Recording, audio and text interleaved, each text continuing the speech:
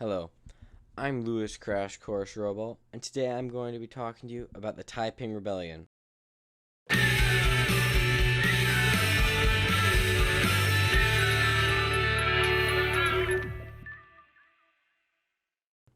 Taiping Rebellion was from 1850 to 1864, and in summary, it was a group called the God Worshipping Society, which was basically a cult, and they took over a lot of southern China, including Nanking, and in the end, more than 20 million people died during this rebellion.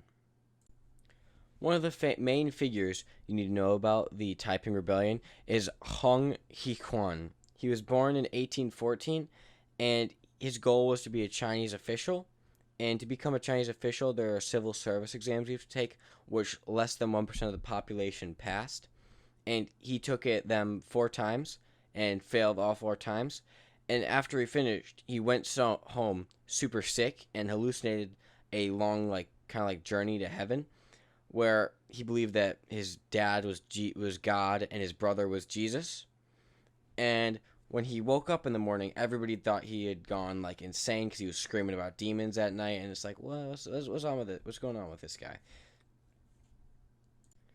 But eventually he stopped worrying about it, and went back to worrying about civil service exams. Now eventually he started going to church, where the priest refused to baptize him because he would consistently refer to Jesus as his brother whenever Jesus verses were being recited, and he was just generally an oddball. So the priest refused to baptize him, in which case he started to tell people about his dreams and founded the God Worshipping Society. This society was generally an early form of communism, or this cult was generally an early form of communism, where men and women were actually treated equally in this. And eventually they decided that they were going to take up arms, and there was a division of women fighters as well, which were led by his sister. So the Taiping Army also had modern military equipment somehow. They had American pistols, and they had muskets and top tier military equipment at the time. So the military forces were devised into 3 areas. One was to stay back and defend. The second was to go north and try to kill the emperor, and the third was to go south and just try to take territory. And the North Division was completely unsuccessful and got slaughtered. The South Division was more successful and was able to take a lot of territory. Now you may be asking, why was the Taiping Army able to be so successful? And at this point, it was renamed the Heavenly the Taiping Heavenly Kingdom. It got renamed to the Taiping Heavenly Kingdom. So why were their armies able to be so successful? Well, at this time in China, the country was basically on fire. It was called the period of humiliation in China because they had the Opium War going on. So they were kind of under Britain's thumb, and this is the second Opium War, and there's a bunch of mini rebellions going on. So opium's floating around everywhere, and it's just not a great time to be alive in China. Okay, so at this point, Nanqing falls, and this is the best that the dynasty will ever get, because they'll hold Nanqing for 11 years before it falls.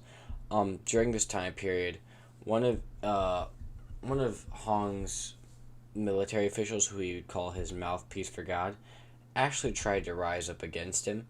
He said that this was also Yang He Queen, and he said that God had given him a vision that he needed to kill Hong, and Hong had him killed, and all of his family and all of his followers killed.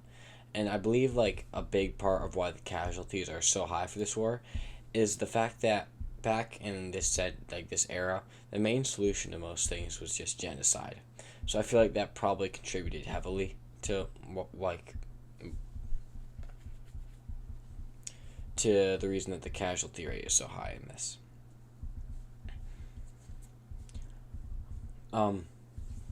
When they took Nanqing, the emperor was actually there, and he had to flee to Beijing, and he survived. And when they assaulted Beijing, it was an unsuccessful assault. They got thrown off, but yeah. And yeah, at this time he had 2 million followers, And then after the failed attempt at taking Beijing, he ended up settling in Nanjing and getting his government set up there.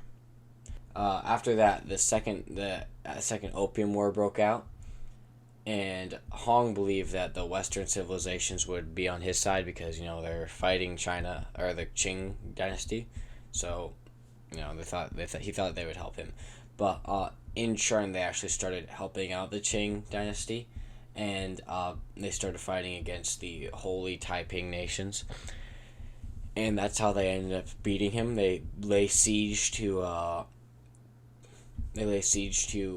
Nanjing for